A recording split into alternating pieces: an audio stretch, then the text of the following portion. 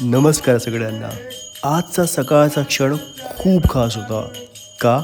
कारण खूप दिवसांनी आमच्या कॉलनीमध्ये वासुदेव आले होते. वासुदेव हे भगवान श्रीकृष्णाचे फिरते संदेशवाहक मानले जातात. गाणे, ताल आणि भक्तीच्या माध्यमातून ते लोकांना आध्यात्मिक संदेश देतात.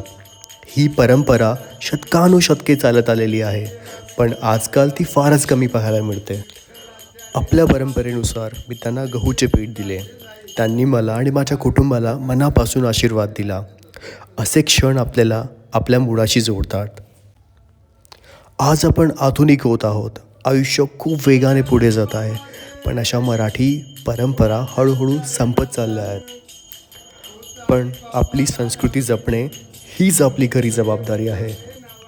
आज जेव्हा वासुदेव आमच्या घरी आलेत, तेव्हा त्यांनी मला सांगितले की तू तुझ्या आजोबांसारखाच दिसतोस.